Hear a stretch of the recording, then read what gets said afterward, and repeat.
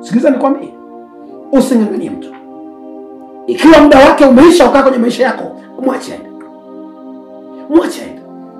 Kuna watu ambao wameng'ang'ania mahusiano, wameng'ang'ania mwanaume, wameng'ang'ania mwanamke, lakini kumbe ajenda yake ya mwanamke ilikuwa imeshapita. Unapozidi kumng'ang'ania kumsogeza, anaweza akaja kwako ndio, lakini roho yake isiwe pamoja na wewe. Akakununulia sumu, ukafa bure. Akakutega, akakutia majambazi.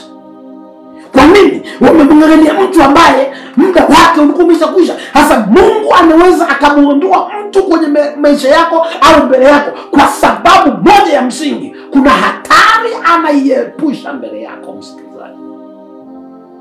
Najua kuna unayetazama, kuna jambo limekuumiza. Kuna mtu ambaye umemng'ang'ania sana, na mpaka sasa moyo wako hauko tayari kufuta. Ndani ya moyo wako umejeruhika.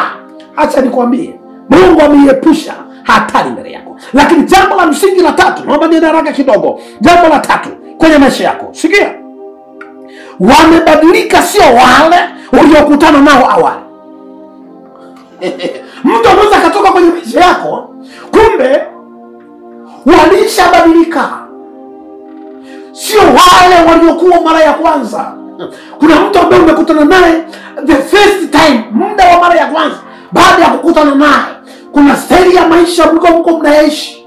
Kuna namna ya maisha mliko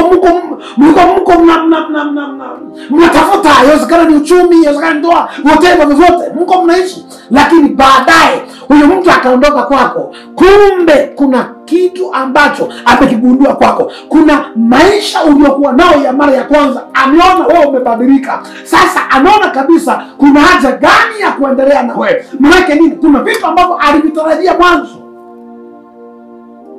ambavyo vitu vya mwanzo alivyotarajia sio hivyo tena, ambavyo anaendelea navyo. Kadri siku zinazidi kwenda, kadri maisha yanazidi kwenda, anaona haufanyi vile ulivyokuwa awali. Lazima huyo mtu akuache kwenye maisha yako. Lazima tu atakuacha. Kuna vitu vya awali vimepotea. Maisha ya awali hayako tena. Maisha yale mazuri ya mwanzo hayapo tena. Lazima watu wabadilike. Kuna tabia moja mtu alikuja kwenye maisha yako, aliona mara ya kwanza tabia yako ni nzuri, inapendeza. Tabia yako ni nzuri kabisa. Lakini kadri muda unavyozidi kwenda, anaona tabia yako ni mbaya, haiendani na ilivyokuwa mara ya kwanza. Upende usipende, kama ni bosi kazini, atakufukuza kazi. Mara tabia yako nyenyekevu ya mwanzo sio hiyo ambayo unaendelea nayo. Mara ya kwanza ulikuwa na tabia njema, mara ya pili haiko tena. Mtu aina hiyo lazima ondoke kwenye maisha yako. Ataondoka, lakini lengo nini? Ni kwamba ametambua kuna kitu ambacho kimetokea, umebadilika. Nachotaka nikisema ni nini? Acha kung'ang'ania watu ambao muda wao umeshakwisha. Wacha wapite. Pumua, moyo wako utakuwa salama.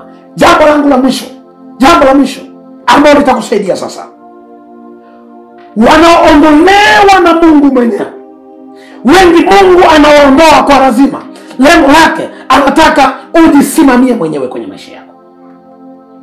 Kuna watu wengine wanaweza kuondoka maishani mwako, kumbe ni Mungu ambaye analazimisha kwa lazima. Mungu amelazimisha watu waondoke hata kama walikuwa na msaada mkubwa kwenye maisha yako. Mungu anawalazimisha waondoke. Yawezekana walikutolea kodi ya nyumba. Yawezekana wanakulipia kila kitu, unakula, mavazi na kila kitu. Yaani wanakusaidia kila jambo, wanakusaidia. Lakini inafika muda Mungu mwenyewe hawa watu anawatoa, kwa sababu anajua maisha yako yamekuwa ni omba. Sasa ili akuimarisha kwenye imani yako ya kiroho, ili aimarishe mazingira yako, ili aimarishe uchumi wako, Mungu anawalazimisha watu, anawatoa kwenye maisha yako. Lengo lake anakutengeneza ujifunze jinsi gani ya kujitegemea kwenye maisha yako. Mungu anaweza kumtoa mtu, kumbe lengo lake la Mungu ni kutaka wewe ukae ujitegemee kwenye maisha yako. Nikwambie msikilizaji, endelea kufuatilia. Kuna vitu vingi vitakusaidia kwenye maisha yako. Ombi langu mbele zangu kwa mbele za Mungu, waliokuja kwetu wengi wameondoka kwetu. Waliokuja kwako na wengi wakaondoka kwako. Usiwang'ang'anie kwa nini wameondoka. Hapana. Wangekuwa wa kwako, wangalikaa pamoja nao. Lakini kwa sababu hawakuwa wa kwako, ndio bado wameondoka. Kilikuwa kwako, lakini hakikudumu, kiliondoka. Kingalikuwa laana kingalidumu. Ndugu mtazamaji wangu na msikilizaji wangu pia, endelea kunifuatilia. Namba zinazopita hapo chini utanipata, lakini ukitaka kutuma sadaka yako pia kwa ajili ya kusapoti huduma hii, namba utaziona hapo chini. Namba za akaunti utaziona pamoja na namba ya lipa kwa M-Pesa utaiona hapo chini. Utasaidika. Mungu yu pamoja na wewe. Endelea kunifuatilia. Mungu na akubariki. Ujumbe ni moja tu, walitoka kwetu lakini hawakuwa wa kwetu.